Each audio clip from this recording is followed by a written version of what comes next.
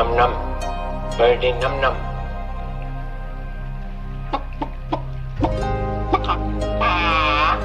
When I have understanding of computers, I shall be the supreme being. God isn't interested in technology. He knows nothing of the potential of the microchip or the silicon revolution. Look how he spends his time. 43 species of parrots. Nipples for men. Don't do that, Jesus Christ! You're gonna get me killed! Out of here! Oh, Billy. I have nipples, Greg. Could you milk me? Welcome, everybody, to the desert of the real. Welcome to the virtual Alexandria. And welcome on this Valentine's Day for those of you who celebrate. My name is Miguel Connor, and as always, I am your Pompatus of Gnosis. We don't take prisoners, but liberate them. We are not the final authority on anything, but hope to be an endless possibility for everything. I hope you're writing your own gospel and living your own myth. And yes, we have a great show today. Hopefully people will get to it. As many of you know, we had to switch the stream on this platform that starts with a Y. Why is that? Because when I put it up yesterday, it had an image of Jack Torrance at the Overlook Hotel next to a picture, the classic picture of Baphomet, and the platform decided that Baphomet's chest was pornographic, even if you can find that image all over YouTube and other platforms. It's a classic image. People use it all the time. The Church of Satan uses it, but it got struck down and I got a warning. I am trying to appeal because as I've done this song and dance before, then another warning means suspensions and blah, blah, blah. So that's what's happening. And I'm sure some wayward algorithm decided to strike it down, but it absolutely, in the logical, beyond the AI world, it makes no sense. But we shall see what happens. The funny thing about manifesting is last night I was even thinking, maybe I should scale back on YouTube and go to other platforms because the support and the income on YouTube has just been okay. I can go somewhere else and probably get a better, maximize money and all that other stuff. And again, I'm always worried about the capricious nature of the YouTube algorithm. So maybe this was an omen, and we shall see. And I am shifting more to Elvis and David Bowie. We'll be starting a dedicated podcast on that soon, but we'll see. But anyway, what's important is that we are here, and I am very excited, as always, for our guests, as we shall find out. You can check out any time from the Overlook Hotel, but you can never leave. So with us, we've got David Block. David, thanks for coming back, and please don't show us your man breasts. We try to avoid it. Thank you, Miguel. Nice to be with you all then and your audience. And let's have a great show today. Yes. People are always very excited. There's always a buzz when I put it on Patreon and advertises David Block. So yes, your content is making a difference until it's censored completely. So, well, we'll just go to your YouTube channel or something. And with us too, we've got the Moondog Vance. Vance, how are you doing? Oh, just fine. Just reeling from the latest antics of AI. AI antics. There you go. Yeah, name of the game. But hoping there's nothing in the Shining that they can object to. Yeah, exactly. Naked fingers typing on typewriter. Yeah, exactly. It Who will knows? be blurred. Yeah, exactly. It has to be blurred. So awesome. I think we should just jump right into it. I see people in the chat. Good to see Mr. Chester. Hey, Graham, how are you doing?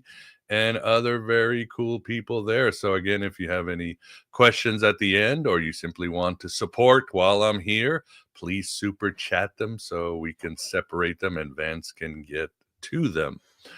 Other than that, unless something weird happens tomorrow, very excited, we will be doing a show on Robert Anton Wilson from a really nice new biography. So hope to see you guys there tomorrow on Saturday. So, all right, David, do you want to say anything, or should we just put your decks?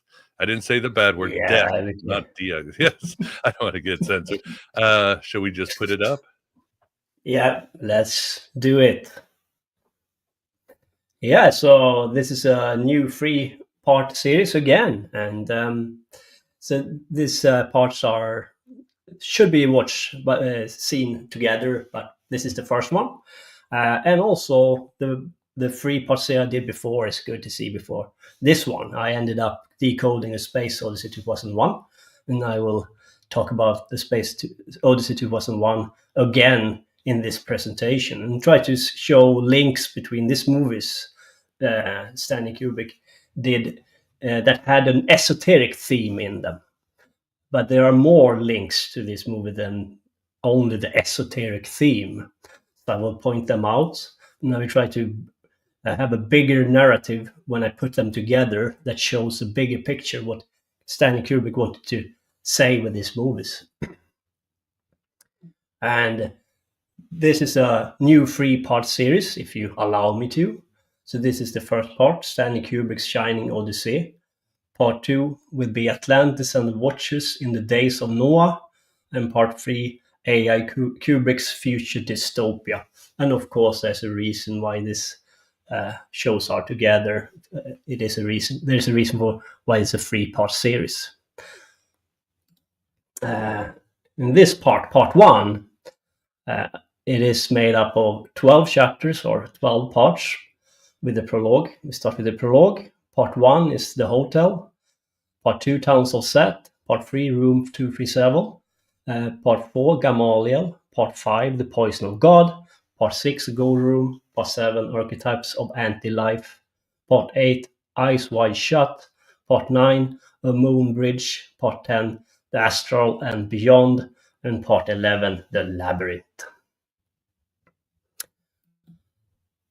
So this analyze is a broad analyze, not only about The Shining, but I will talk about the movie Space Odyssey 2001, The Shining, Eyes Wide Shut, and also a little bit about his movie AI. He never made it, but he designed a lot of stuff to the movie.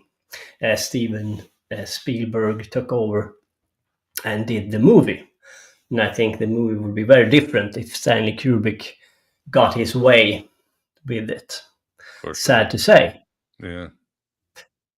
We still can see the heavy esoteric theme, and I still see connections with these 3 movies, so I want to point them out so you can have an idea of what AI could be about. So a lot of questions have come up with this, The Shining, and the book The Shining, of course, and the differences. Because in this case, the difference is a lot. I mean, Stanley Kubrick didn't stick to the book at all, almost, and did his own thing. In the case of Space Odyssey 2001, that was a collaboration.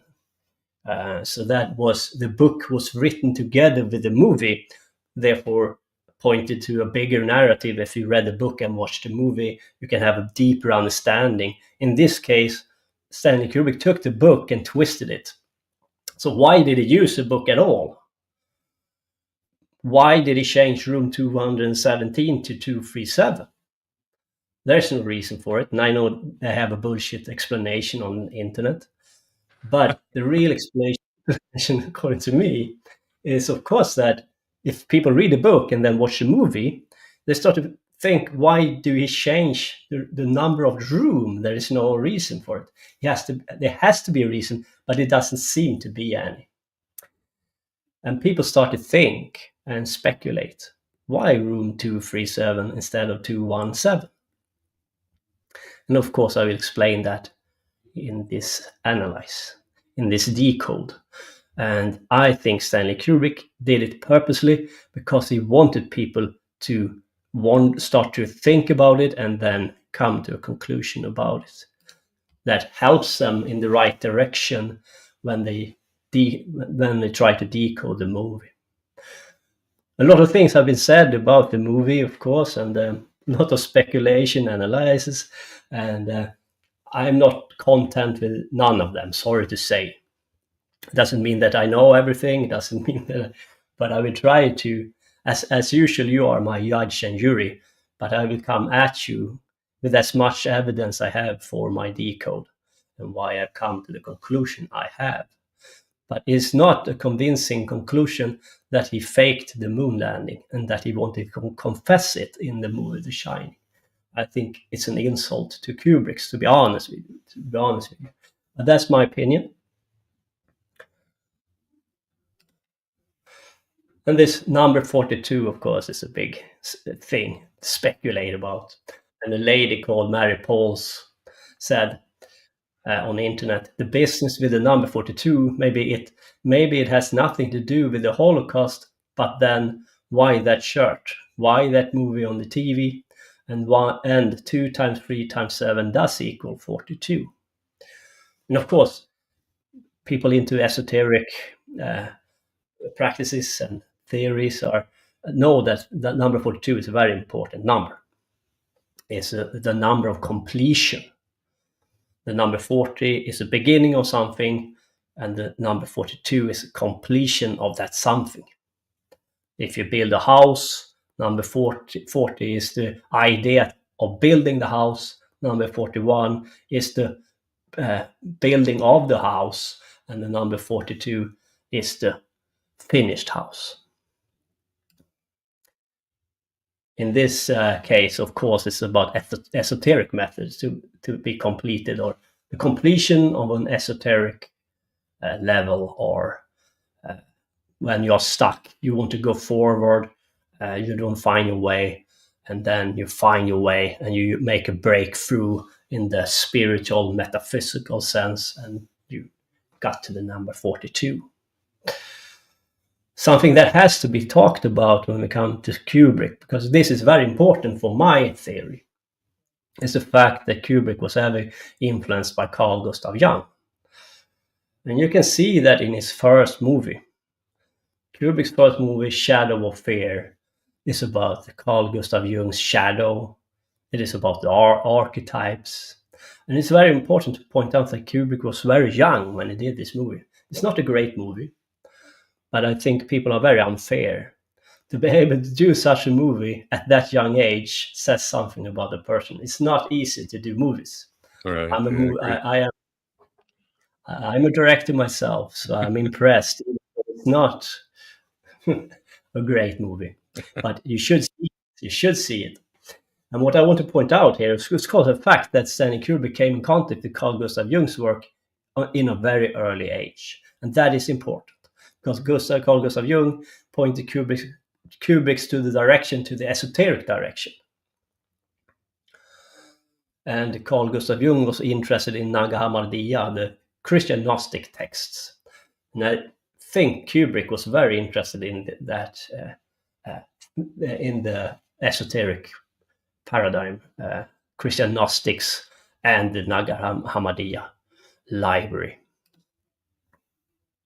For example, in the movie, you may miss it, but the Red Book is in the movie. And that's Carl Gustav Jung's The Red Book. It's on the table, and you can see it quite clearly. And the Red Book didn't come out. It didn't came out 1980 when The Shining was made, but much later. But I think he had an early script of the book, not finished, but like a prototype. One of the headings in the book called Descent into Hell in the Future. And that is on page 237, the same page number as the room number 237. Of course, it can be a coincidence, but I want to point it out nonetheless. In this heading, Descent into Hell in the Future, we can read on page 237, 1,000 serpent crowd around, veiling the sun. Deep night falls. A red stream of blood, thick red blood springs up, surging for a long time, then ebbing. I am seized by fear. What did I see? There we come to the red stream of blood, thick red blood springs up. And that is a big thing in the movie. Of course, that's not only because of the book. There is a bigger esoteric truth to the red stream and the red river. And Carl Gustav Jung was very heavy into archetypes. And he wrote about them. Carl Jung identified 4 main archetypes: the person, the persona shadow, the self. These are a result of collective, shared ancestral memories that may persist in art, literature, and religion, but aren't obvious to the eye. These recurring themes help us understand the Jungian archetypes. Just to have a grasp on what we're talking about here. It's a common motif that comes over and over and over again in the human psyche when we tell stories and tales, for example. They are underlying base forms, or the archetype as such, from which emerge image and motifs such as the mother, the child, the trickster, and the flood, among others. Those archetypes are all in the movie. You may miss it to begin with, but I will hammer home the message later on. So bear with me with this one. You will flood people with the message. Yeah, it will be a lot of information here, so please bear with me, and you might have to see it more than one time. So I hope you enjoy it. And I will try to pull you in so you understand what's going on, so you don't get lost. So I will talk about stuff over and over again and come back to it, so don't worry. But for now, we have 4 archetypes in the Shining movie, and they are the last archetypes I read to you by Jung. You have the mother, you have the child, you have the flood, and Jack is the trickster. It's not obvious for now, but please bear with me. I will prove that Jack is the trickster. And if I can prove it, then we have all 4 archetypes. The last one I read, Jungian archetypes. With that said, let's enter the hotel for a second time, because the first time I was on Neon Bite, I did a decode on The Shining, but right. This time around I will get more evidence and new stuff, and I will twist the narrative a little bit in a way that no one have, and in a way I think Kubrick wanted the movie to go, or the conclusion to be. But it will be a twist. So I promise you, there will be new stuff in here. So let's enter the hotel now. What is the hotel? It's not a normal building as such. It's much more than just a building. So you have the Tree of Life and you have the Tree of Qliphotic. And in the Tree of Life, you have 22 paths. And if you're into Lurianic Kabbalah, you work with the light. You don't go to universe B or to the metaphysical, but you work in matter to change your vibration or your light to be in harmony with the creator. But you don't go over to the metaphysical, you work here and now. And in the Tree of Life, you have 10 sephirots, and you have one hidden called Dath. Now, this hidden Sephiroth, Dath, Lurianic Kabbalist doesn't work with that Sephira. They don't want to go over to the other side. They only want to work with the light. They only want to work with the Tree of Life. And therefore, they have their method. And their goal is to end reincarnation and to become one with the Creator, one with the light, to become in harmony and equilibrium with the light. But they do not go over to the other side. They do not go over to the metaphysical. But we will, because the hotel has a metaphysical component to it. Therefore, the hotel is in a way the tree of life and the tree of Qliphotic, but more tree of Qliphotic than the tree of life. Of course, you have 22 tunnels in the tree of Qliphotic as well, and those are called tunnels of Set.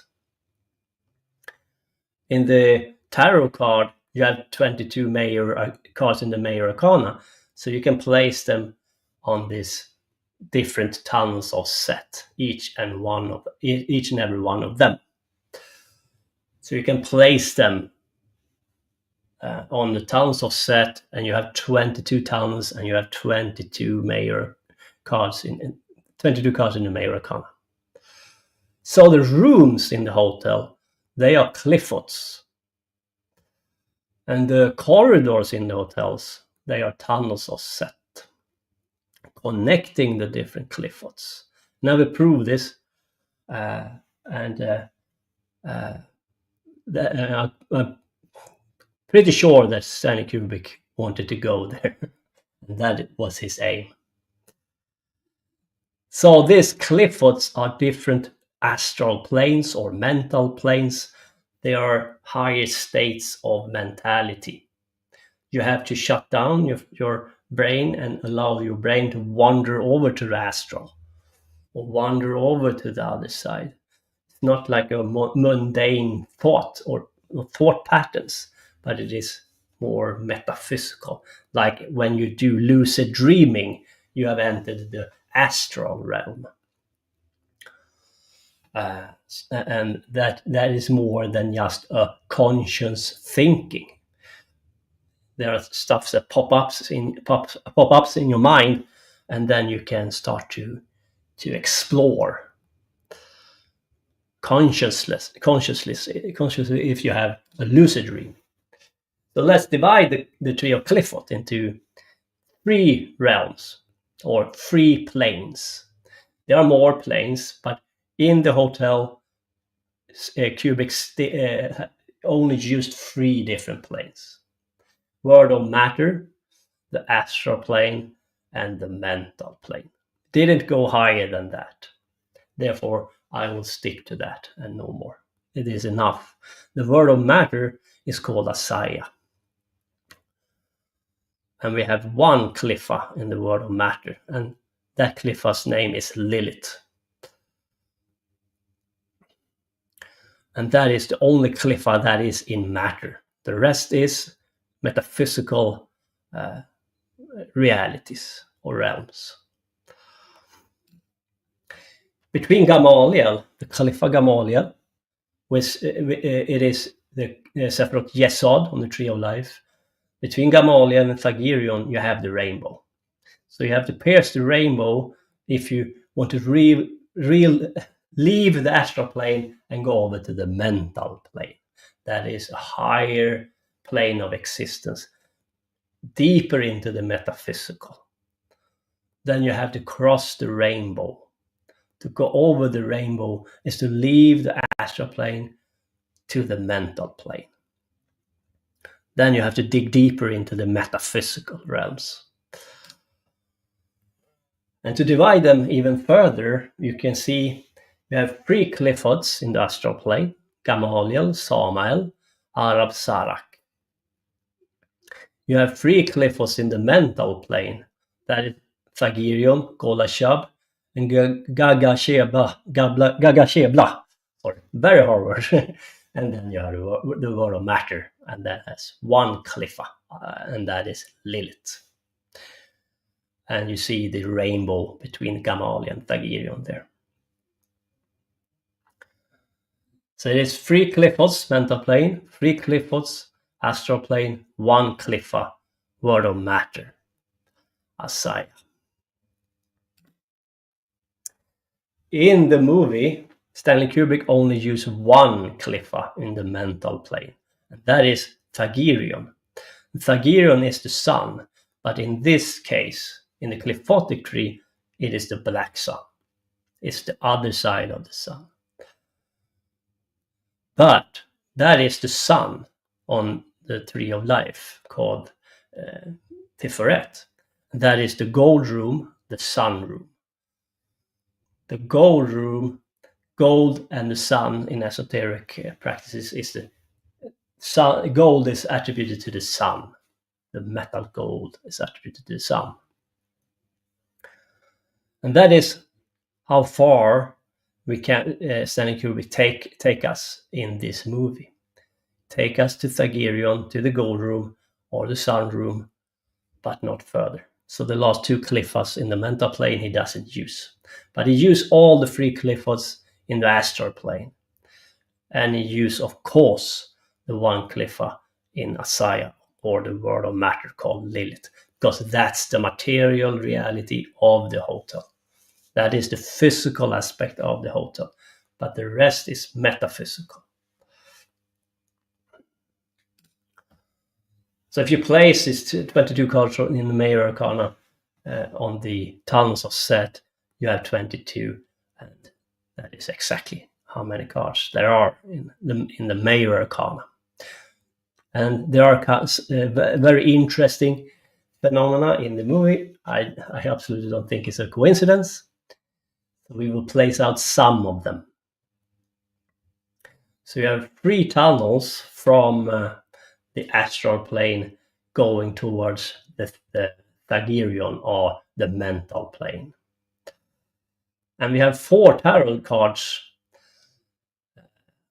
and the tower is in this as well, but it doesn't connect to the 3 tunnels. I will explain later. The 3 cards that connects to Thagirion are the devil, and that tunnel is called Anonin, and art. In Alistair Crowell's deck, he called that card art. It's number 14. That tunnel is called Saksak Salim, and then you have the death card, Niantiel. So 3 cards and 3 tunnels. The devil, art, and death. And then you have the tower, and the tower connects 2 Sephir or Qliphots, but it is the tunnel between 2 of them that doesn't connect to Thagirion, but I want to point out that it is there.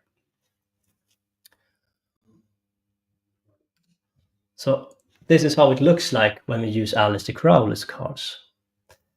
You have the devil, art, and death. And Danny is, of course, the fool, and this is the fool's journey, or the hero's journey. The card devil, number 15, is Jack. The art card, 14, is Danny, and Danny had to transform his temple or his body from lead to gold. And the card number 14 is about that transformation. And I don't want to be censored here, but that creates the Baphomet. And behind... Yeah, don't say breasts or anything like that. No, You just said it. Game or, yeah, I know. Ignore algorithm. And behind the beautiful lady in card number 14, the art card, you have the rainbow, because we are going from Gamaliel to Thagirion when we use that tunnel. And you have the rainbow. You have to cross the rainbow to go over from Gamaliel to Thagirion. And then you have the death card. And of course, Danny had to die to be reborn in a new form, in a new self, in a higher self.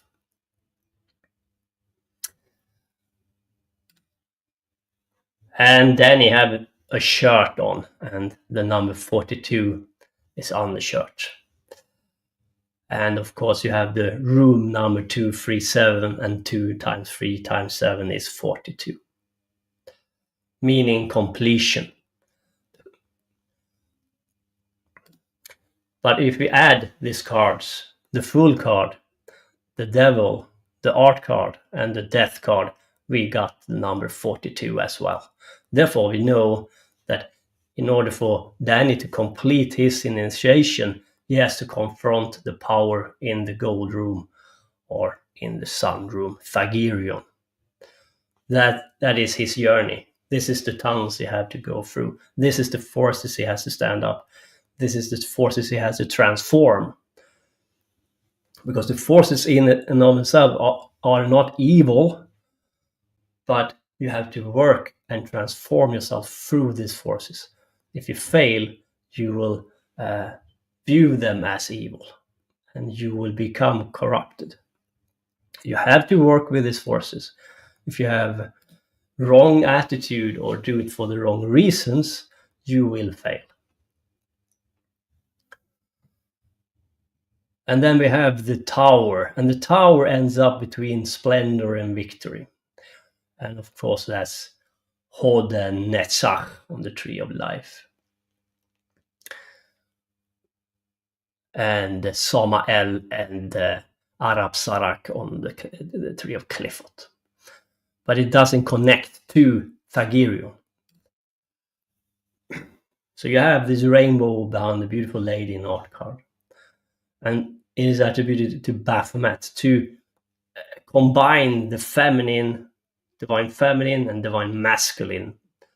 That's the reason why Baphomet is androgen, because it has a feminine part and it has masculine part. You have to combine these attributes and use them. And the feminine is water, of course. And that's the reason why the lady have a chalice with water, and the masculine is fire. That's the reason why she pouring fire into the cauldron. And the idea here is to create your own diamond or your higher self. And in the tower card, you have an eye. And that eye is the eye of Shiva. And you have a mouth, and fire is coming out from the mouth. A mouth is Pe, the Hebrew letter Pe, means mouth. And the tower is struck by lightning.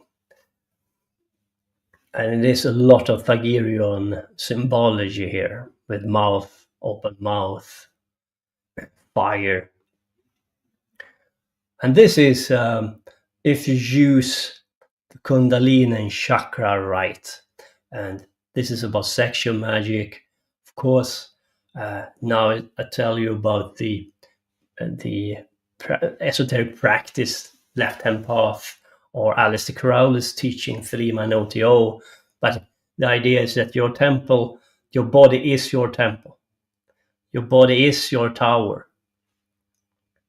It is not a physical temple. It can be, because what you can do, others manifest outside of you, because they can't manifest it from themselves, from their body. Therefore, they build it through technology instead, and try to achieve what you can do through your body of flesh, through your temple of flesh. Therefore, for example, if you work with the Kundalini chakra and you use sexual magic and you have an orgasm, your tower is struck by lightning because you blink out. And you go over to the metaphysical, or you leave the material. And that's the reason why Shiva is the destruction of matter, because Shiva is the destroyer of your body and allow you to be who you really are, and that is a spirit. It's the destruction of flesh, the end of flesh, for you to experience higher mentality or higher states of being without body. But make no bones about it, this elite want to create a tower outside of you because they can't do what you can do with your body, because they lost that ability. Therefore, they will manifest what you can do outside of you, and you will have a material manifestation of it. Mm. True. And you will see it, and they building it as we speak, and we will talk about it later on. So when you leave in Gamaliel and you are walking towards Thagirion, you use the tunnel Sak Salim. So let's talk about what you can confront on that metaphysical journey, what visions you can have, and so on. Oh, what happened? The tunnel of Sak Salim connects Gamaliel on the astral plane with Thagirion. It is the path between the moon and the sun. connects male and female, positive and negative, creation and destruction, matter and antimatter, existence and non-being, the gold room, where there seems to be ghosts or dead, and represent the alchemical principle of solve et coagulate, to solve and combine. Baphomet. If you remember, Baphomet has this solve and coagulate on his arms.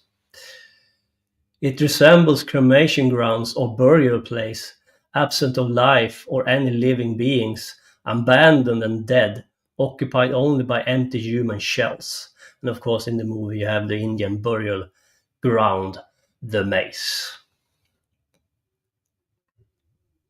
That's the physical manifestation of this metaphysical reality. So here we have him. Let's hope for the best now. So you have Baphomet. Cover him Of up. course. No blur. So we will see. But you can But see his again, arm. this Solve figure coordinate. appears often on this platform all over. So Yeah, nibbles for goats. That's bizarre.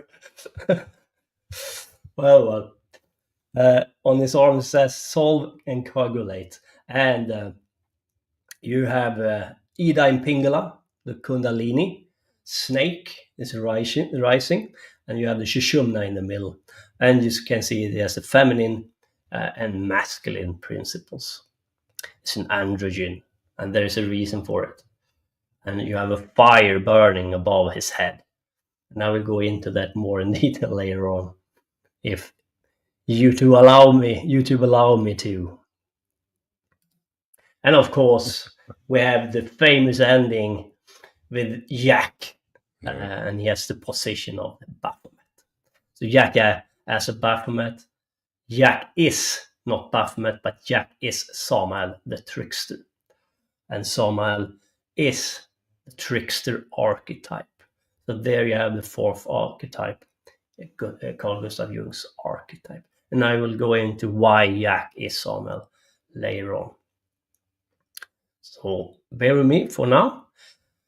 What is this about? Jack has failed with his initiation. That is to say, he's a failed esoteric person. He haven't done the work correctly, or he has done it for the wrong reason.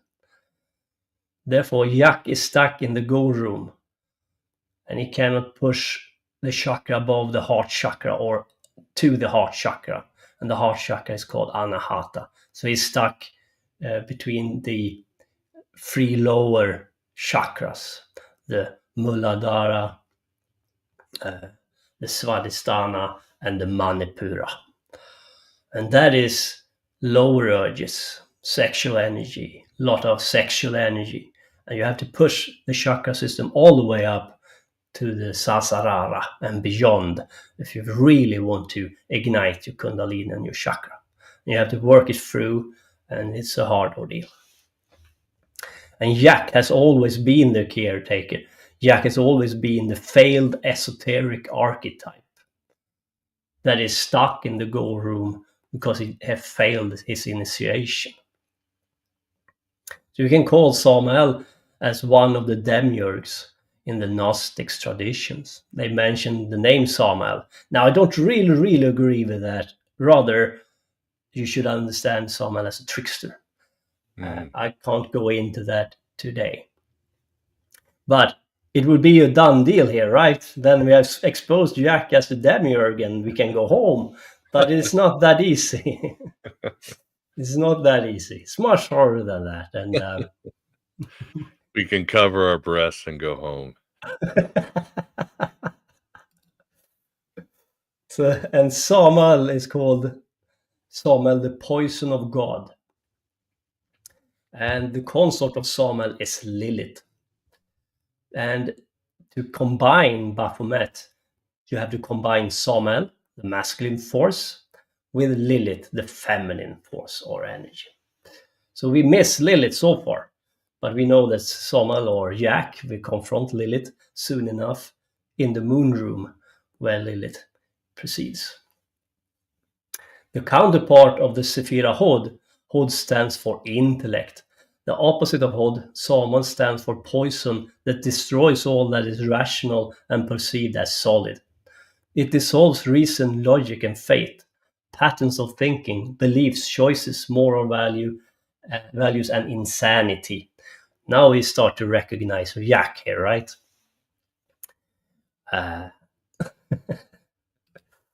Start to get the grasp on him here. Yeah. So the hotel is not logic, but there's a reason for that as well. People have recognized notice that stuff are changing positions as chairs and furniture and so on in the hotel. But there is no mistake from Stanley Kubrick's side, but rather a very deliberate choice. I think. I cannot prove it, but the hotel is not logic. Although magic works through the astral level, love spells, curses, and other practices that cause a change in the material world, it is the border between life and death, and it also believed that the realm of the dead exists on the dark side of the moon. So you have caused change in the material world. So what I think Kubrick want to show you is that this astral plane, this metaphysical, have an impact on the material hotel, because the walls are very thin between the metaphysical reality and the material reality in this hotel. But let's start with our journey, and let's start in matter, and in the first Qliphotic, Lilith, of course. And let's follow Danny, so I can prove my point even further here. So let's move into part 2, Tunnels of Set.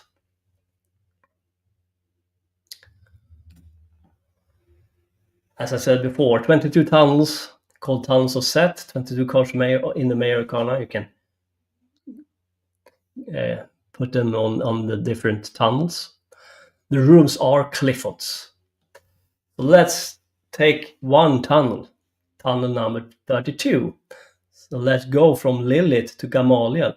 What can we suspect? What will happen? What kind of visions will we have when we do this metaphysical journey through the tunnel Tantrifaksat? Tunnel 22, Tantrifaksat connects the lower Qliphotic realm, Lilith, with the astral realm of Gamaliel, transmitting the astral energies of the dark moon to Earth, representing the unity of microcosm and macrocosm. When we come to the end, we find Saturn waiting patiently. This is the path that corresponds to the tarot card, the universe.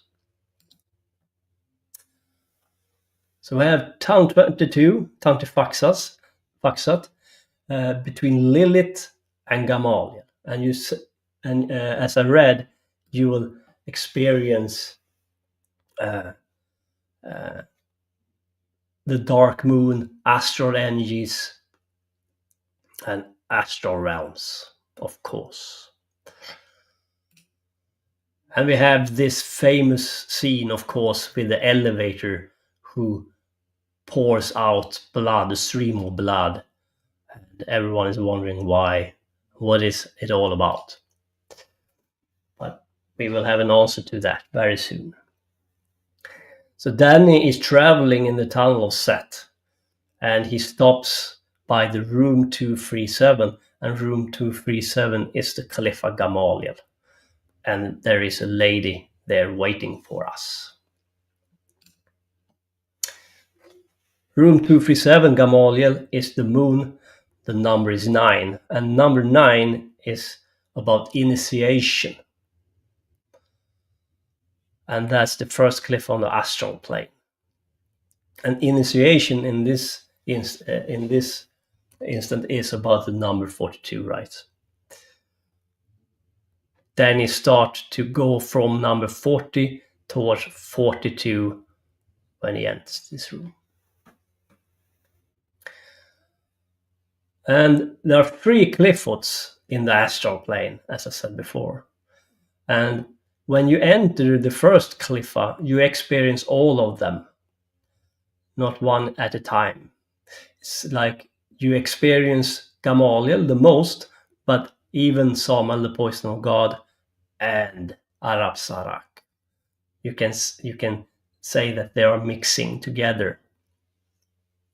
And a lot of sexual energy will be felt. Dreams and visions, unconscious and collective unconscious. Samuel, the poison of God, is one of those Qliphots. The name Yak I have given to Yak. So why Danny? How did Danny enter the moon room? The twins. Now in the movie, we are not shown that Danny go into the room, but we know that Danny have been attacked by Lilith. Therefore, we draw that conclusion. Because I draw the conclusion that Lilith is stuck in Gamaliel, in that Qlipha. So why Danny? How did Danny enter the moon room? And we have the twins. What is the twins about?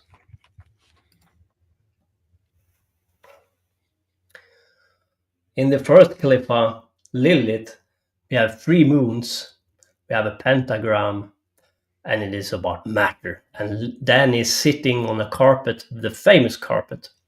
And of course, it is Saturn's cube. It's an hexagon. And I mentioned that Saturn is waiting patiently in that tunnel, the end of the journey. And here Danny is sitting and waiting, but he is waiting for the beginning of the journey. And a hexa is attributed to Saturn. The number 6 is also attributed to the sun. And we have a hexa is a macrocosm. It is about a deeper metaphysical journey, or magic, or esoterica. But if you combine a hexa and a pentagram, you got 5 plus 6 equals 11. And 11 is a very important number in esoteric lore, and very important for Aleister Crowley and his teachings. And if you combine them, you start to do higher magic. And they are attributed to the magical word, abrahadabra. And the number 56 is very important in Aleister Crowley's teachings. And as I said before, 5 plus 6 is 11. And it is about Aleister Crowley's teachings with Thelema and Otio. So the twins is 1 plus 1 is equal 2. So the twins, the number 11 is called the twins because it is made up of 2 ones. 1 plus 1 equal 2. You have abrahadabra, and you have the number 11. And if you count number 1 to 11, 1 plus 2 plus 3 all the way to 11, you got the number 66. And the number 66 is an attribute to the tree of the tree of Qliphots. It is the number 66 points to the metaphysical Qliphotic realms, to cross from universe A to universe B. It is about the hidden Sephira, Dath. It is about enter the metaphysical and leave the material behind. Now a very strange ball comes rolling, and no one understands why. The ball is Venus, and Venus is attributed to pentagram. Therefore, you have the hexa, because Dan is sitting on a hexa, number 6, and you have a pentagram come rolling, number 5, 5 plus 6 equals 11, and it is microcosm and macrocosm together to cross over to the metaphysical. And this is what he does. He rises up, and you see his shirt, and it says Apollo 11 on the shirt. And of course, it is 5 plus 6 is equal 11. It is abrahadabra, the magical word, or the word of the eon. But it's much more than that, because Apollo is a sun god, and is also an allusion to NASA, and NASA was an esoteric operation. And it was a technology-based esoteric endeavor. So let's enter room 237 now, because this is the beginning of it all.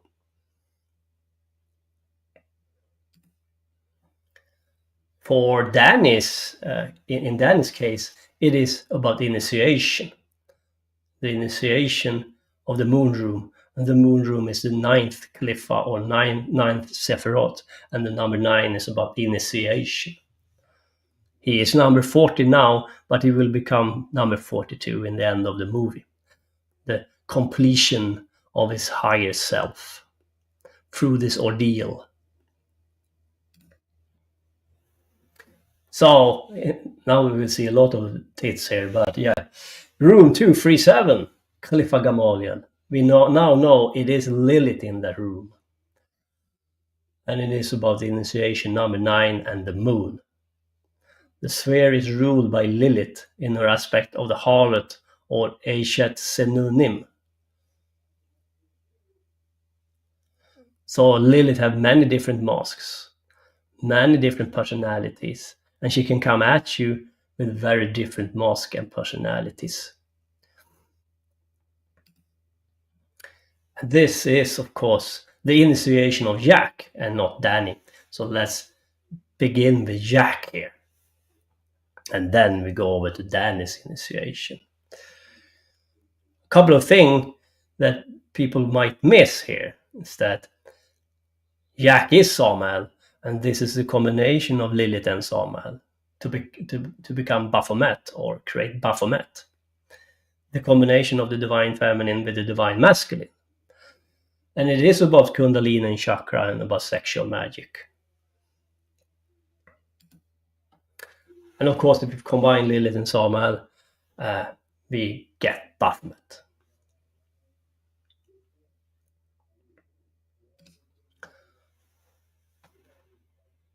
We have Ida. Lilith is Ida, is one of the, let's do it like this.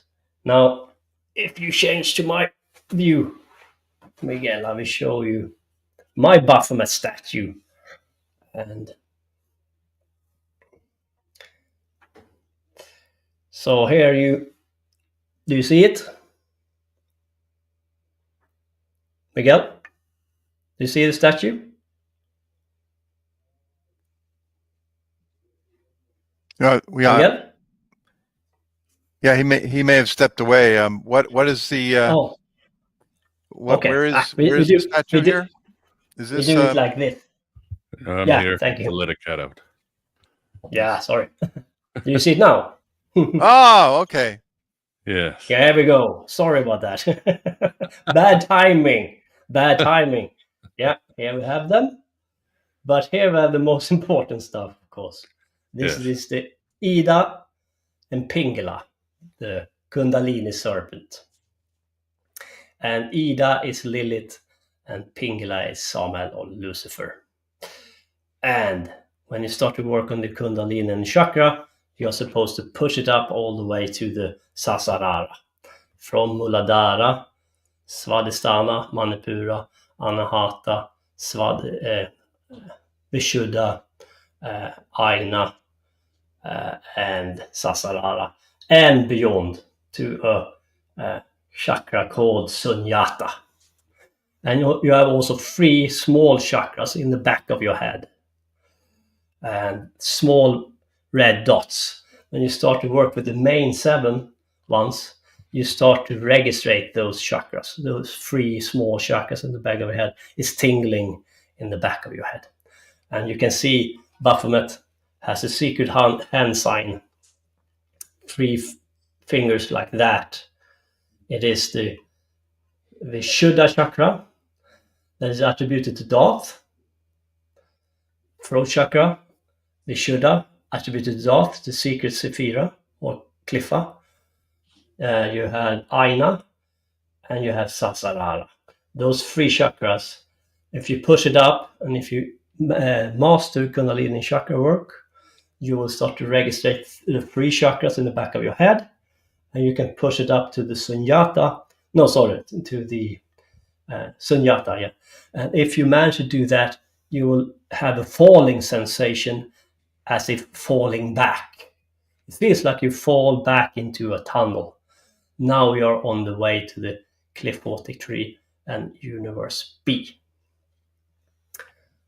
Now we have managed to combine Lilith and Samael together in a meaningful way. Now you master your sexual energies, so master your energy in your body, master your alchemical temple. That is an alchemical temple that you should transform from lead to gold. So you vibrate with a different vibration, and with a different vibration you will come in contact with proto intelligence or spirits, angels, demons and gods, and you will be able to communicate with them because you vibrate in a different way. It's like a frequencies you tune into. In the case of Jack, now we can go back to the slide. Yeah, well, I think Vince might need it. Looks like he's stuck in the Overlook Hotel. He went back. That I am. When we come to Jack, there is things that happen here. A matter of fact, Jack has a failed initiation. It's a failed Baphomet, failed Kundalini and chakra work. He's stuck in the hotel. He's stuck in the sun or the gold room. And he failed on the mental plane. That is to say he failed to push up the Kundalini, the chakra energies above the Manipura, the solar plexus chakra, the yellow chakra, to the Anahata chakra, the green, the heart chakra. It's about feeling, about you can't use your intellect only if you want to push up the Kundalini chakra above the Manipura chakra to the mental plane, the Anahata. I'll go into that again. So here we have Jack, and he has the posture of Baphomet, and he's stuck in a picture, in a frame. He's stuck in the hotel. He's a failure. He's not a victor. It's not a victory by Jack from Jack's side. No. It's the opposite around. But here is the thing that people miss, and I understand why. This is a hard one. But in the movie The Shining, Danny confronts Lilith as well. And in the movie 1 hour 9 minutes and 15 seconds in to 1 hour 9 minutes and 22 seconds in the American version, what's the name of the lady now again? Sorry. Danny's mother says to him, "There is someone else in the hotel with us." She says this to Jack. "There is someone else in the hotel with us. There is a crazy woman in one of the rooms. She tried to strangle Danny." And you see his shirt is torn, and Danny is in a bad mental state. But Lilith is called the Strangler of Children. That is one of her personas. That is one of her masks. So what's going on here? And why is she the Strangler of Children? when she strangles you, and she has strangled me because I work with these forces, she claimed you as her own children. And you have to overcome that ordeal, and you can't go into panic mode or draw the wrong conclusion. It's very easy to think she's a crazy woman that tries to strangle you and that she hates you. No, she claims you as her own children, into her own folds. And Danny's just a kid, so of course he's upset. Of course he's afraid.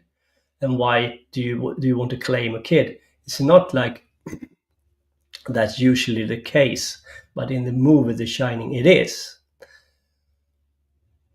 But Danny succeeds in his initiation.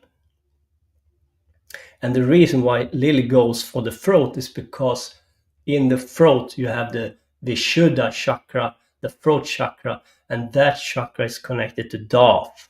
And Darth take you over to the other side, to the metaphysical, to universe B. And the throat chakra is also about speech, communication. And that is not only communication with the outside world, but also the communication with you, because you have to have an honest conversation with yourself, what you need to work on, what you need to get rid of, what suits you, what serves you, and what doesn't suit you anymore, what you have to do away with. You have to be very honest with yourself if you want to go forward. It's nothing for a psychopath or a narcissist, because they are perfect. They will fail. They cannot succeed. They have a mental state that doesn't allow them to push up to the anahata, to the heart chakra and beyond. Their personality, their archetype is not good. Completely wrong mindset. Therefore, Danny succeed in his initiation with Lilith, and now he's claimed as one of Lilith's children, and she has rejected Jack because Jack is a failure. She cannot help Jack. Jack is a lost cause. He will always be stuck in the hotel, but Danny will not.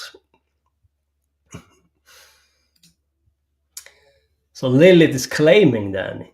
It is a successful initiation. Danny is number 42. And 4 plus 2 is 6, equals 6. And that is Thagirion. The sun room, the gold room.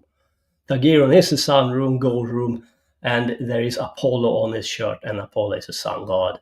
So now he's going to go up against the forces in the gold room. The esoteric elite that have used esoteric methods for the wrong reasons, for self-interest, and they will always fail.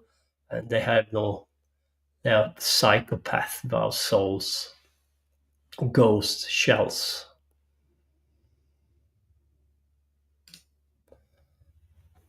So let's go into part 4 and talk about Gamaliel a little bit.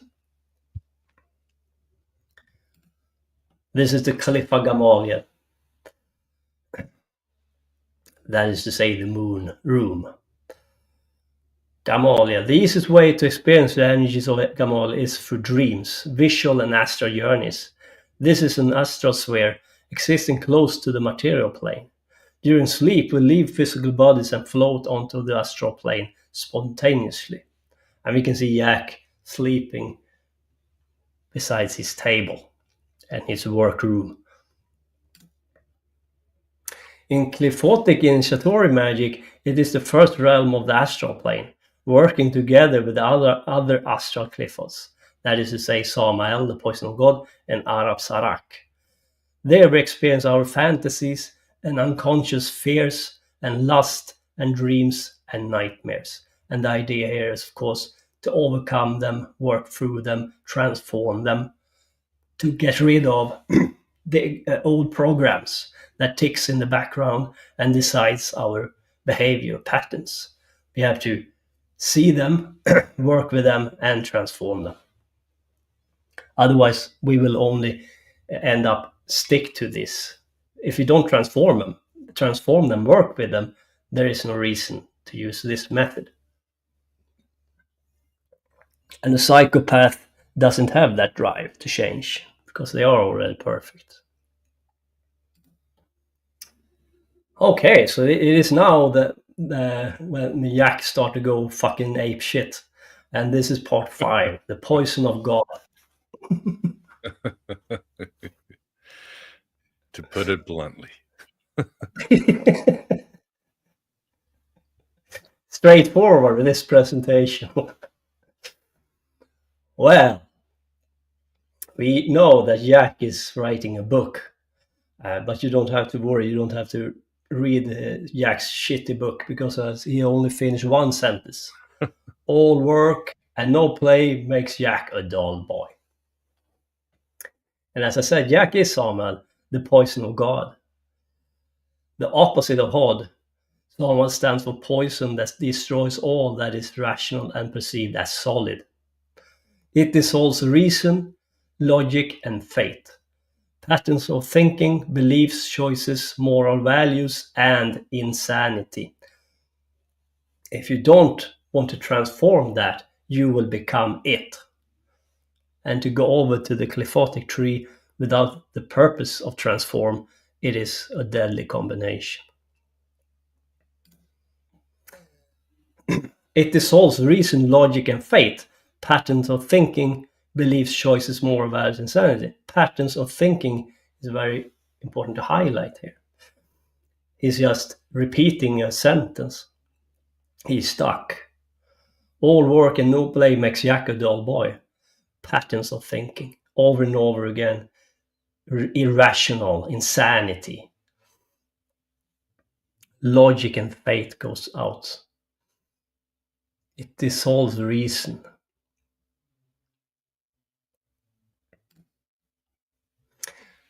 And of course, if we add all 3 of the Qliphos on the astral plane, we have a deadly mix for Jack to indulge in, because he doesn't transform any of it.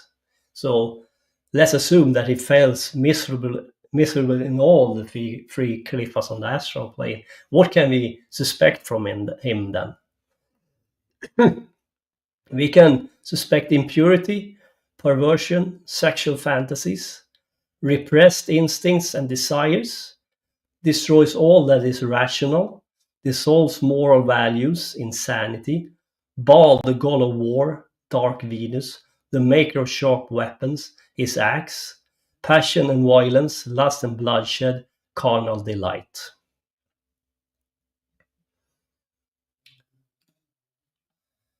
So here he stands with his axe, waiting for the poor man that comes to the hotel to help the family. And we all know how that ends. Passion, violence, lust, and bloodshed. That's... Yeah, worst rescue ever. He just walked in and got He traveled far just to die by Jack's axe. Poor man. Horrible. Yeah, this Jack is an awful person. And of course we see the poor twins slaughtered with an axe. And passion, violence, lust, and bloodshed. The maker of sharp weapons in this case, an axe.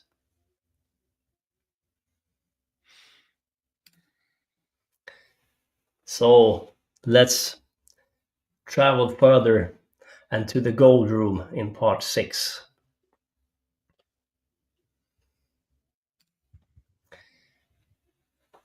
To go over to Thagirion, to the gold room, we have to take path 25, or the tunnel of set number 25. And as I said before, card number 14, Art, is on that path.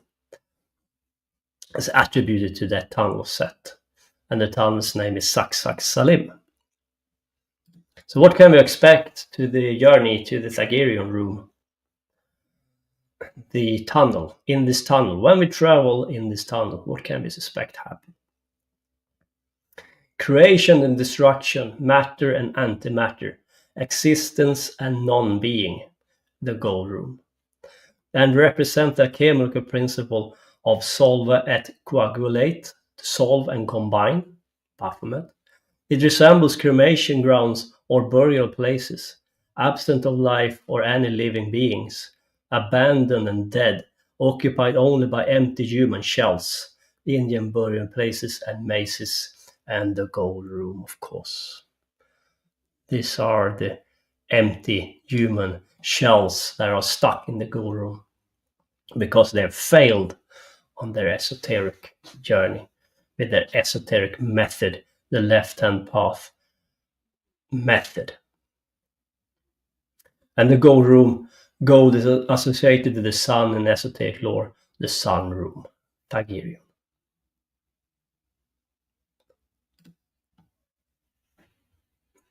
The initiatory process of Tagirion is also represented by Shiva, the image of the archon forces of Lilith and Samhain, or they may appear as one being manifested as Baphomet.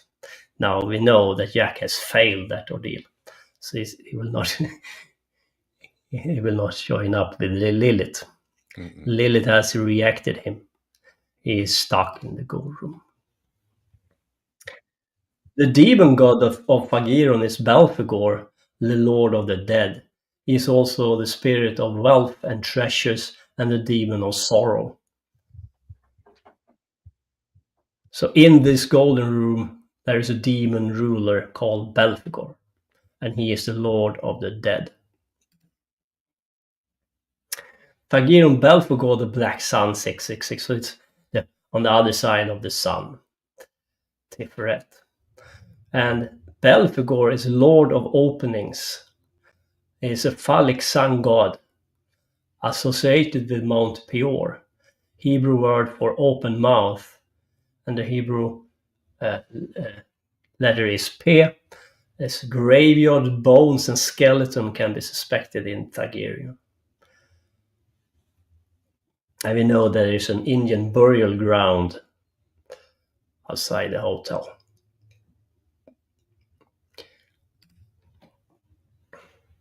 There are also other visions and insights into the nature of Tagirion energies, images of death and barren landscapes, cold, dark, and devoid of life and light, visions of apocalypse and destruction.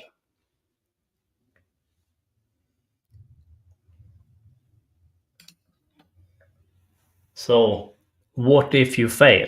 Well, some people should never be left-hand path practitioners. Sad to say, we cannot force any people to not to do it. That's how it is. But if you fail, you will not be able to push up the Kundalini chakra to the Anahata and beyond. Therefore, you're stuck with the 3 lower chakras. And Anahata is attributed to the chakra. Anahata is attributed to 3 Qliphots, and they are all on the mental plane: Gagshebla, Golashab, and Tagirion. And as I said, Stanley Kubrick doesn't talk about the 2 other Qliphots on the mental plane because they fail to go there anyway. They are stuck in the gold room. They cannot proceed any further. They cannot push up the Kundalini chakra above this astral plane. They reach Tagirion, they reach the first cliff on the mental plane, but they fail when they start to do the work with the Qlipha because they don't have the force, the right mental attitude to overcome Tagirion. But they start to try to do. When you start to try that journey, you have to finish the ordeal you face in that Qlipha, Tagirion, or you will be stuck there. Means that you're stuck in between the Gamaliel and the Tagirion, and you're stuck in the gold room or sun room, and your sexuality will run amok and it will be unrestrained. And in the movie The Shining, Kubrick is alluding to pedophilia, bestiality, all kinds of sexual depravities. Oh, yeah. And it's because they are stuck in the lower chakras, the lower three chakras, because they don't have the right attitude to go above them. Base desires. They never overcome Tagirion, the first mental cliff, the first cliff on the mental plane. Tagirion Belphegor, the Black Sun 666, is Lord of Opening, phallic sun god associated with Mount Peor. Hebrew word for open mouth, Hebrew letter P, grave of bones and skeletons. So we see this man have oral sex with a teddy bear or a beast teddy bear. And I think what Stanley Kubrick wants to tell you is that he looks like Belphegor.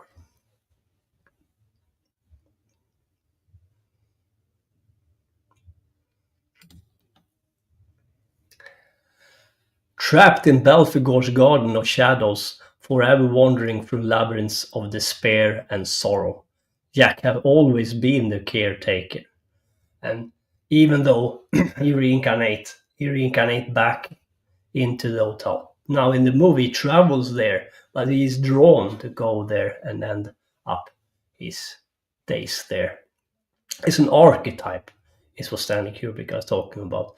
It's an archetype of esoteric failure of initiation because they have the wrong mental attitude for the work. They will repeat the same pattern with the same results. The same result for themselves and also the same result for us, because these people are the esoteric elite controlling humanity.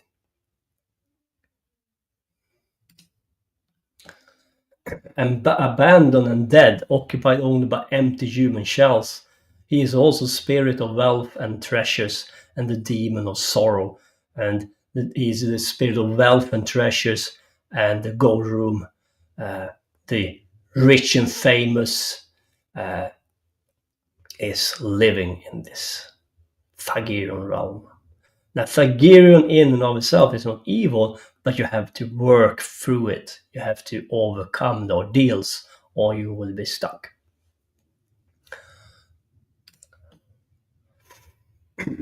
And we have this butler. And he has a conversation with Jack on the toilet. And he says to Jack, "I am sorry to differ with you, sir, but you are the caretaker. You should know, sir, I've always been here.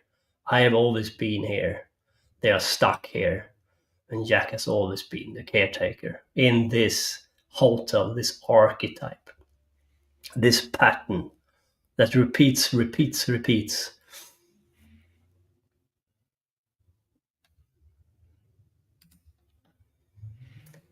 So let's go into part number 7, an archetype of anti-life.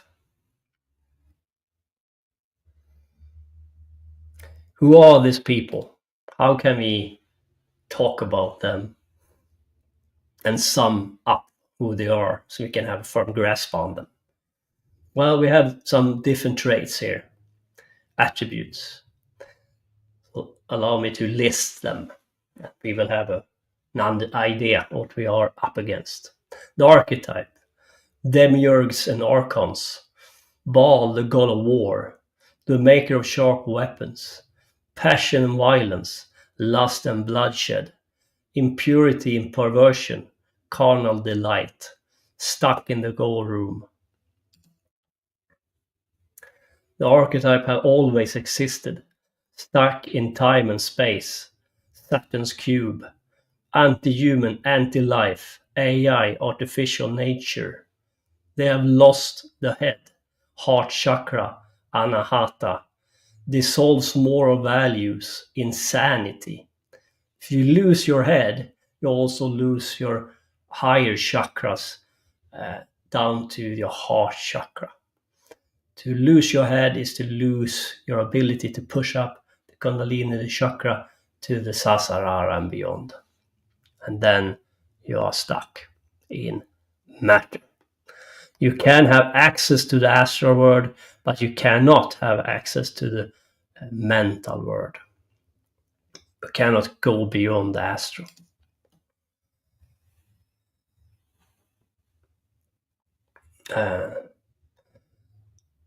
The soul's moral values, insanity, rely on technology. And the reason why they do is because they can't use their body as a temple to transform, to explore the deeper levels of the metaphysical. But these people will never give up. Their hope becomes the technology to open stargates or use technology to force them out into the metaphysical. It has taken them to the moon.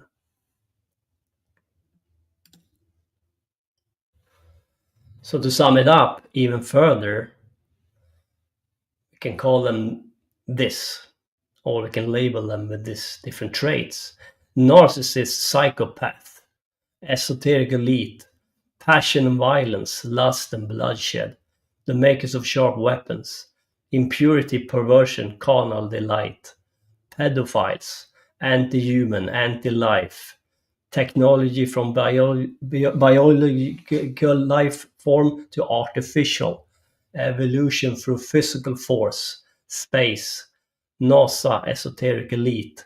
They have always existed. They will always come for us. It is us or them.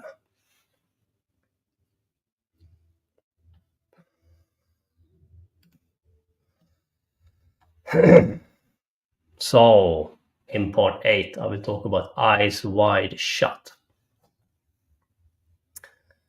And of course, we have a similar theme with an esoteric elite. So we have secret esoteric societies in the movie The Eyes Wide Shut, and that is the big thing, the main theme. And this group is impurity, perversion, carnal delight, and pedophilia. Now, you don't see any pedophilia in this beautiful house Tom Cruise character goes to, but you have other scenes in the movie that attribute or points to in that direction. They are Saturnian, and an esoteric organization I think of is the Fraternitas Saturni, Fraternitas Saturni, but it is not only based on that esoteric group. Rather, the esoteric group in the movie is based on many different esoteric organizations, I would say, or many, but some combined into one. But Fraternitas Saturni is one of those, I think, and it's there are interesting links between them. It is demiurgic, stuck in matter, failure of initiation, failure with the chakra and Kundalini, and therefore it takes a carnal delight, sexual pleasure that doesn't lead anywhere, really. Nothing wrong with sex and having a good time, don't get me wrong. All sex doesn't have to be esoteric method, but if you take it too far, it only becomes carnal delight or debauchery, and I think it's not any good. So in the movie we have one more very important theme, and it's about rainbows. And I talked about this in my decode of the Space Odyssey 2001. But the rainbow is not only about the moon room and Thagirion. It's not only about that bridge between Gamaliel and Thagirion. It is also a physical place. And in the movie, Tom Cruise character meet two wonderful ladies, and they ask him, "Don't you want to go where the rainbow ends?" Are they talking about the metaphysical place? Yeah, probably, because we know they have an esoteric organization that probably explore those realms, or try to. But there is also a physical place called Sinus Iridum on the moon. And Sinus Iridum means the Bay of Rainbows. And the Bay Rainbows is 237,000 square feet. And in esoteric lore, you take away zeros. So you have the number 237. And 237 is the moon room in The Shining. And in the Space Odyssey 2001, they land on the moon and they find some artificial structures on the moon. Now, there is a man, he's dead now, but he was called Bruce Sees All, and he filmed places on the moon, and one of those places were Sinus Iridium, where he can confirm that it was structures, artificial structures on the moon. Meaning there are stuff on the moon. There are buildings, probably artifacts, mining operation, I don't know. But something is going on there. But the moon is not the only planet or moon in our solar system that has artificial constructs on it. Because this archetype have existed for a long time, what I call the esoteric elite.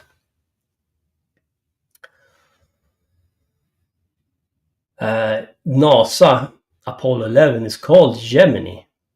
Of course, Gemini is attributed to the twins. Now, NASA used technology and force to force them through space and out into the onto other planets and moons. They explore through technology and through force. You can do the same through your own body and through your own work. You don't need any technology to go there. You can learn how to master soul travel and so on. But they can't. They use technology to do the same. And I can promise you they have more technology than they want to show us. And I'm sure they are out there to explore and to search for exotic technology. Left there a long time ago. And you can have a debate if there are aliens who have put the stuff there, who have put this stuff on the moon, on Mars, or in Saturn's moons. But I am sure that this esoteric elite want to have their hands on it. To go back and to rediscover and take this technology back into their own fold.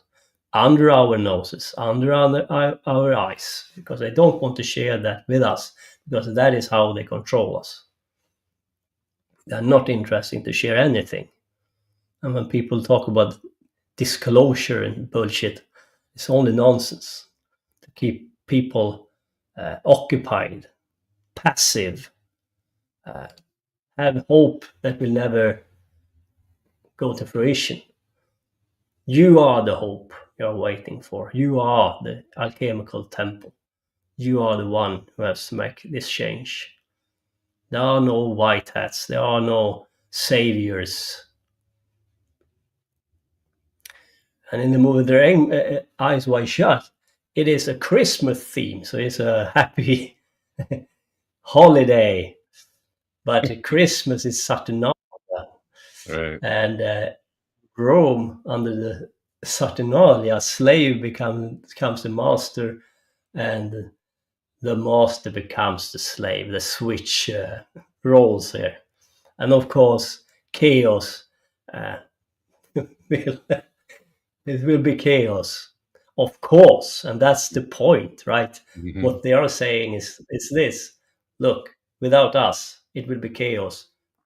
Look, when we have the Saturnalia, what will happen when we allow the slave becomes the master? They go fucking ape shit. Nothing works, and they just go drunk and running on the streets.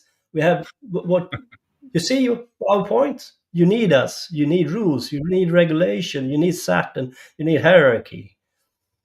So let's go back and skip Saturnalia for now. And now it's over, and you will have your time next year, and we will prove our point again, because we know you will be drunk and you throw feces or whatever, and then we come and save the day. You need us. And that is an esoteric event. And you have the Christmas tree. And the Christmas tree is the tree of Qliphotic and the tree of life. And the pomegranates is the sephiroths, the Qliphotics you hang up in the Christmas tree for you to work with. But of course, every grown up and kid, they're only interested in the presents in the below in the base of the tree, and don't care about the sephiroths or the Qliphotics. They are not interested in transform. They are interested in matter, in stuff. And people never grow up. They are kids forever. They always wait for this present. It is about carnal delight. It's a lower base needs. Nothing wrong with this stuff, but you get my point. Right. And of course, we have the movie The Wizard of Oz. I decoded, and I came up with a quite daring conclusion. And you have Judy Garland singing "One Day Over the Rainbow." And you have the wizard, and I think the Wizard of Oz is Aleister Crowley. Now, why do I say that? I think Aleister Crowley tried to do something good, but I think another force took over his teaching and sent him away as a thank you for your knowledge, but we want to go this way. We want to take your esoteric beliefs and practices, methods, and we will twist it and use it in a different way. And you have Jack Parsons. Jack Parsons worked for NASA. He was a propulsion lab rocket scientist, and he was an OTO member. And we had in the decode of Space Odyssey 2001, I talked about Palomar Mountains. And that place is very interesting. I don't have time to go into it now, but I think the idea behind the Wizard of Oz is about Palomar Mountain and what they did there. I think it was a group that took Crowley's teaching and run in another direction. And I think Wizard of Oz was a statement from the people behind Palomar Mountain, or the people behind the people in Palomar Mountain. And then you have the esoteric organization, the Fraternitas Saturni, and that's also an offshoot from Aleister Crowley's teaching. And you have Kenneth Grant, and Kenneth Grant took over after Aleister Crowley and took his teaching further to the left. And he created TOTO, Typhonian OTO. Now, I am much closer to Kenneth Grant than I am Aleister Crowley, but I understand, and I show you that this teaching, this method is not for all. This is a very serious method, because if you fail, you can become a burden, a dangerous person. It is not for all. And you have to take it very serious.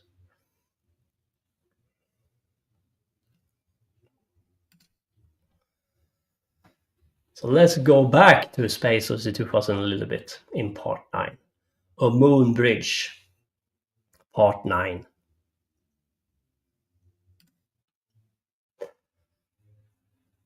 You have an esoteric elite that is based on technology, and they want to go from biological life form to artificial.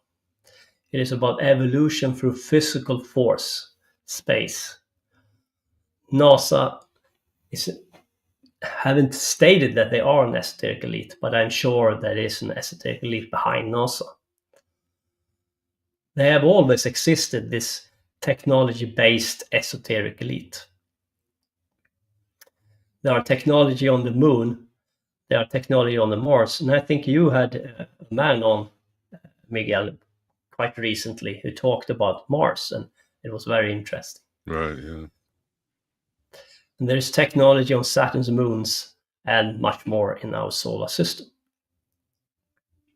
NASA is about search for higher technology. And they will not share it with you. They will take it under your nose, under your eyes. It is freedom through fire and force technology. And they challenge the gods because they try to force their way through from the astral plane to the mental plane. There is a reason why there is a bridge there. It's a safe switch not to allow this kind of people, this kind of mentality further out in the metaphysical, because they are dangerous, they are destroyers, they are killers. It's wrong kind of mentality if you want to explore space and metaphysical and the metaphysical. And it will become very dangerous very soon. And I try to explain this with Lucifer Unbound and Lucifer Bound in the Space Odyssey 2001. I will not go into it very deeply this time around because I don't have time. But the problem for this elite, the esoteric elite I call them, is that if they have lost their ability to go over to the higher mental metaphysical planes through their body, and we know they are psychopaths that stops at nothing, absolute nothing, they will sort to technology and they will push it as long as they can, as far as they can, no matter what. And I think everybody knows that if human can make weapons of destruction like atomic bombs, they will do it. It's like a given. They are high-wired to do it. If they can open stargates, if they can use teleporting machines to teleport themselves to different planets. I'm not saying they have it, but if they have, and if they can do it, they will. And this kind of mentality will slowly but surely spread into the solar system. And I say they have done it before. And I say that they are on their way to take back what they have done before, or reach ground or places where they have been at before. Lucifer is a spark. It is a spark for you to ignite, so you can unlock this ability within yourself to soul travel, to go over to the metaphysical. That is Lucifer. That's a spark in you. The metaphysical spark you need to ignite. These people claim to be Luciferians when they are not even close. So what they are saying is this: we have Lucifer bound. We have chained him on the Caucasus mountain. Zeus has chained him. Prometheus or Prometheus is ours. And we will try to crack what Lucifer can give you that we cannot have through our body, but we will use technology to try to crack Lucifer's code to understand what Lucifer is all about. And through that, we will push ourselves further out. And meanwhile, you will not be in contact with Lucifer because we have him bound. You will not play with Lucifer. You will not play with the spark that can free you because we want to control you. We don't want you in the metaphysical. That is our realm. That is our space to explore. And I think the demiurgic prison we are in is made up of technology. HAL in Space Odyssey 2001 is AI controlling these astronauts not to go further. And we have something called Valis. And Valis is the technology K. Dick talked about. And I think that technology is put up on different planets in our solar system. It may be broken down in some places, but I think it works. And I think they use the technology to enhance vibrations, sound, and light from certain planets. They put it on to have a false light vibration that hits us. I think it's a mental construct. As I said, if they can convince you that you're an animal, You are nothing. You are not. You have no spirit. In 10,000 years ago, you were a stupid race living in a cave, and now you are less stupid. But you have to wait for evolution, and it takes a couple of million of years. Sit there and wait and hope for the best, and you will not have any experience of it, because you will die and you will be nothing. You will be dirt, and that's over. That's the end of the story. If they can convince you with that narrative, they got you by the balls. You are a lost cause, because what you can't imagine cannot exist. If you cannot imagine that you can become something else than an animal, they have you. They got you in the Marxist, communist, materialistic zoo they want to create, and creating as we speak. That's the demiurgic control prison. And the demiurge is a force in and of itself. It is a god, according to me. And it is plasma. A plasma with intelligence. This plasma survives, but we start all over through reincarnation. This plasma gains knowledge and memory because it doesn't reincarnate, it doesn't die. So if it survives 10,000 generations, they have knowledge stored from 10,000 generations. So if you die and you have to start all over again, they will be your God, because they know you better than you. They know your history. They've been there. They've seen it. They know who you are. They know how to control you. You have to start to think like they do. Long terms, many reincarnations, start the work. And when you do the metaphysical work, the esoteric work, it's stuck within your DNA. It's stuck with you. So when you come back in next generation, you will pick up where you finished last time around. We have to go forward. We cannot be stuck. If they convince you of this bullshit, you are stuck, because you will never start work on yourself, because you're a stupid animal living in a zoo and you will die, and that's the story. That's the end of the story. They got you if you believe that.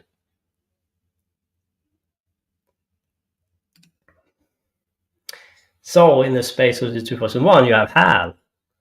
HAL is an AI, and HAL is the brain of the ship. And it's playing chess. So HAL is all brain and no heart.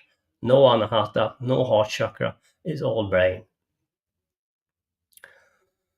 But he has already lost his head, because his head is artificial. Therefore, he has no chakra, not even the Sasarara or any chakras.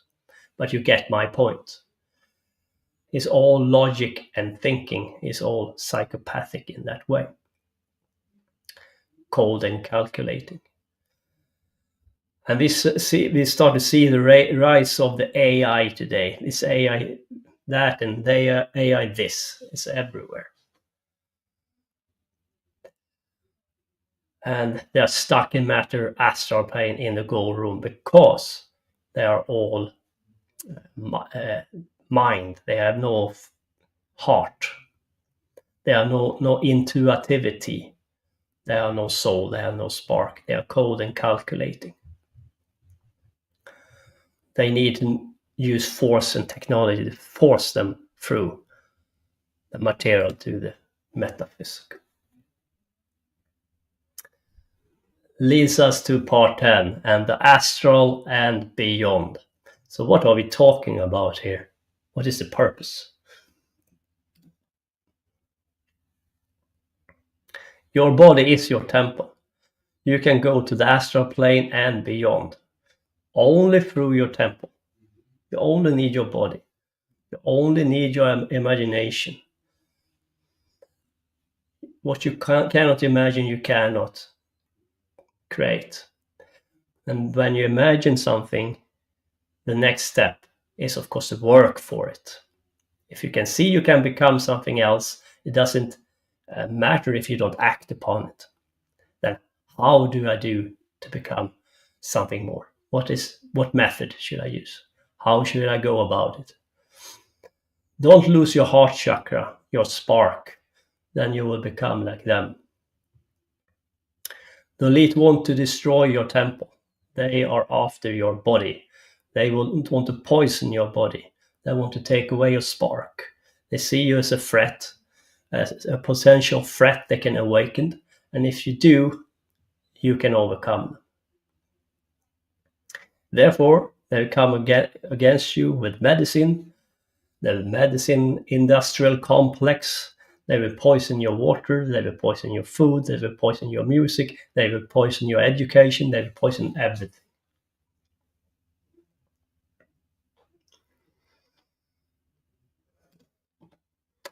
So in the movie Space Odyssey 2001, you have Bowman, and Bowman is the last astronaut and not alive. But Bowman managed to shut down hell and goes beyond. Because he shuts it down, he can sit down and take back his own power and his own control to himself from hell. Because they allow hell to control them or do the heavy work or heavy decisions. And we do the same in our society. Then he kills Jack in the labyrinth and overcomes Jack. And the question here is, whose head will roll? Will humanity evolve or will it devolve? It depends on what we want to do with these people. Jack is an archetype for these people. Jack is an archetype of the esoteric elite.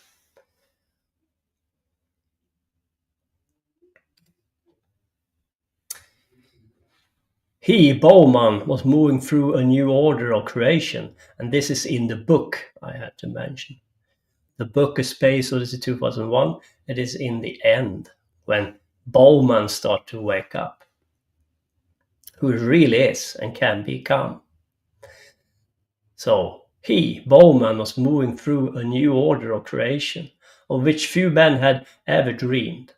Beyond the realms of sea and land and air and space lay a realm of fire, which he alone had been privileged to glimpse. It was too much to expect that he would also understand. Now he's quite deep into the metaphysical. And Bowman is on his journey and to take back his own power. And he has managed to shut down hell. Therefore, taking control, taking back control. And to realize he doesn't need hell.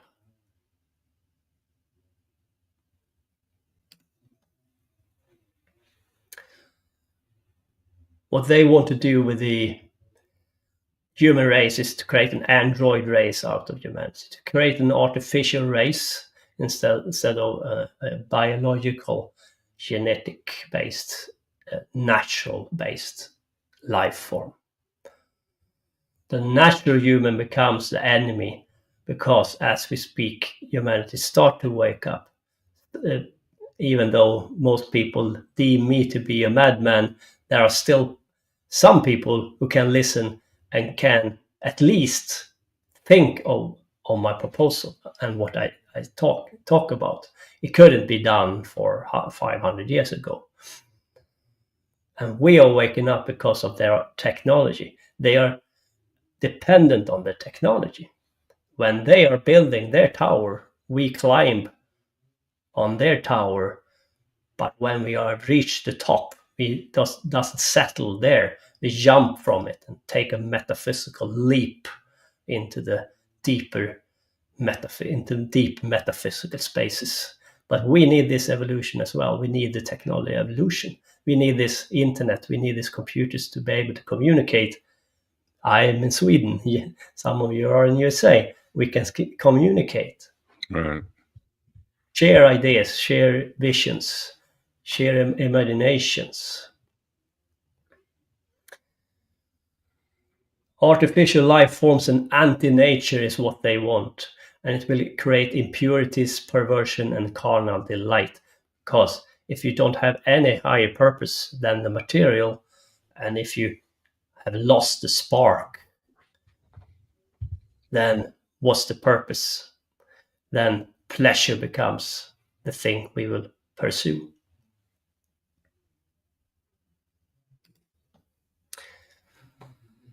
So let's enter the last chapter, part 11, The Labyrinth. And this is the end of The Shining. Allow me to take you back to the hotel the last time for this presentation, at least. You never know.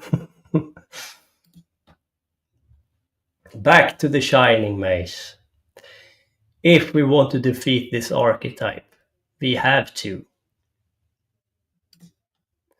go into the labyrinth of time, understand our real history, understand who we were and can be, imagine something new and transform, defeat Jack's archetype, the esoteric elite. We have to go back in our own footsteps, know yourself in time. That knowledge is our weapon. If you wake up and transform, they will freeze to death.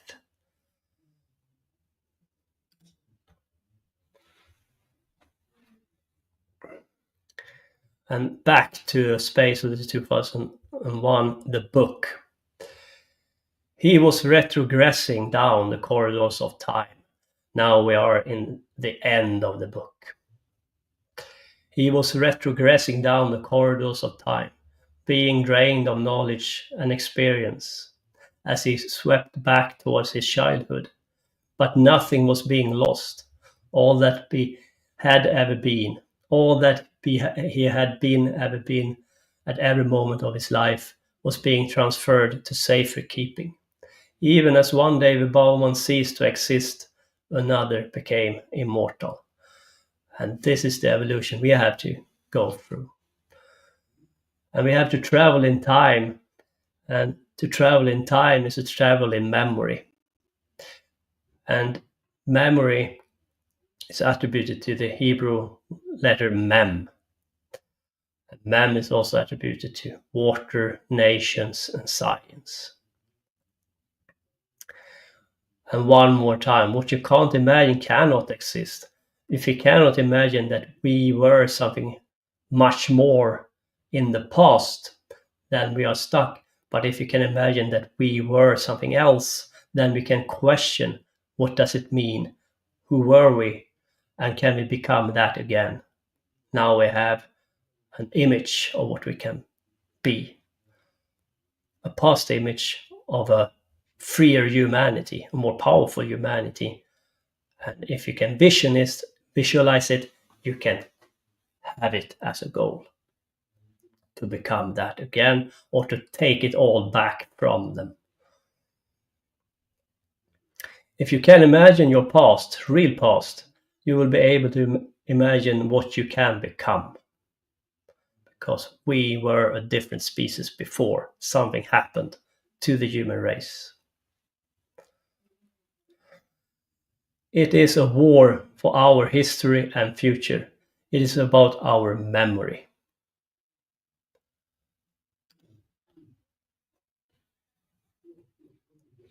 Let's go back to the time when Jack's archetype was born, so we can understand who they are and where they came from. Jack had always been the caretaker. We have to go back in time to Atlantis and to the time of Noah. And that is the second part in this series. Atlantis and the Watchers in the days of Noah. And I will try to explain where this archetype comes from and who we were and what happened. Why did we end up in this weakened state we are in right now?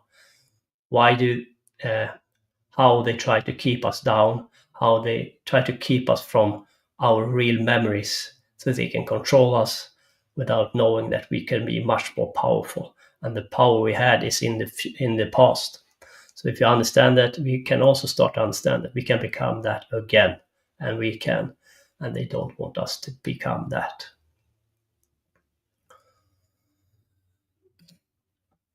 The destruction of Atlantis and the rise of the psychopathic elite, the humans without soul, anti-life, is what I want to explore with you. And that is the archetype Jack comes from. That is the caretaker. That is the gold room, Fagirion, the human elite stuck. And they have been stuck for a very long time. And they try to be free. And they try to be free through technology and force their way out of this demiurgic reality.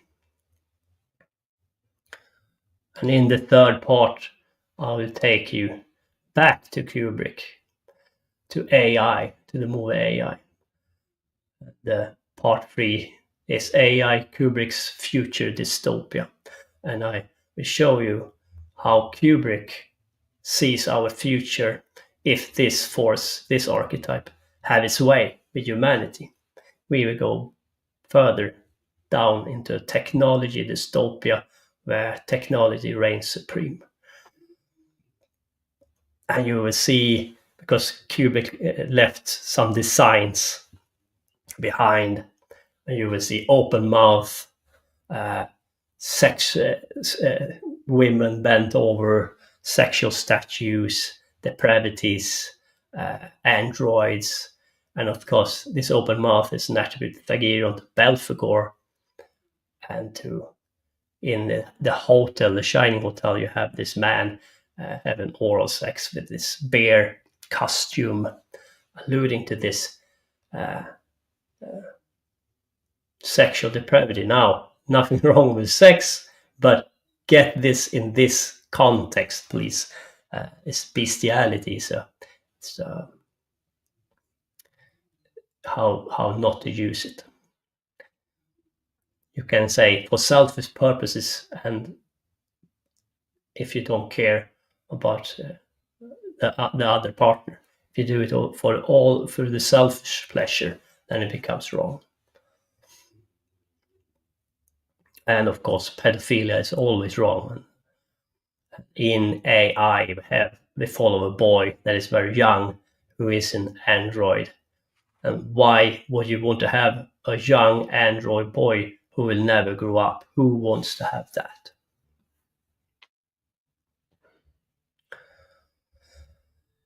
Yeah, thank you a lot. I hope you enjoyed it. A lot of information.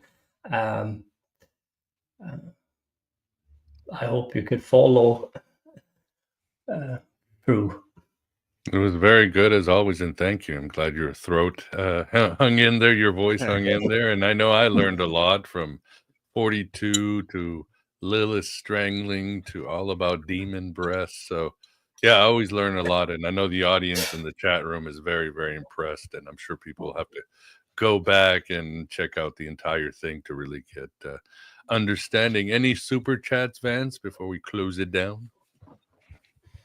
Yes, we had one, although it wasn't, of course, Chester. Thanks, Chester. He did not have a question, but thank you, Chester.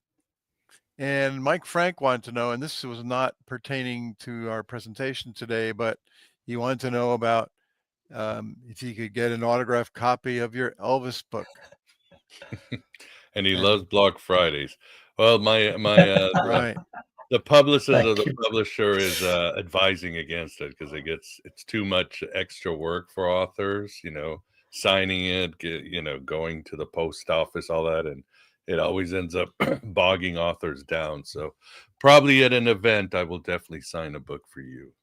And yeah, appreciate your support. So awesome. And David, didn't you have tell us about a tarot lesson you're doing? Yeah, please, if I can. I will start a tarot course on my channel, but it will be based on Zoom or Skype. I will not talk about tarot as divination, but the more esoteric use of the tarot cards. So if you are interested to know the deeper levels of the tarot card, how to use them in a more esoteric method way, please mail me or go into my channel. I will put up a clip there where I go through what I want you to learn from this course. Wonderful. And it's in the show notes, but you want to tell the audience your website, your rather new website? Yeah, I have a website, davidblock.org, if I remember correctly. Yes. Okay. So I have a website, and I will start to put up more stuff on my channel. So bear with me. It's been a tough time for me, and worked hard with the presentation here, but it will get going with my channel as well. Yeah, just don't put any pictures of Baphomet. That's all I have to say. You'll end up where I am. So awesome. Well, then, Really. yeah. Hey, Miguel, I forgot Graham. I forgot Graham's super. Well, he didn't do a super chat, but he's Graham. So I forgot. He wanted to know from David, does Jack have a connection to Jack Parsons? I think that Very would have interesting, to be Stephen Graham. King, right? He's Jack Torrance in the novel, so we'd have to look at Stephen King. Yeah, but yeah, Jack Parsons is the rocket propulsion man, and can be interesting thought. Yeah, I mean, Stephen King Graham. certainly is no stranger to using occult ideas. No. There's a lot of stuff in his books as well, Yeah, I like them. One last thing, if I may, is that people are comparing the book with the movie, The Shining.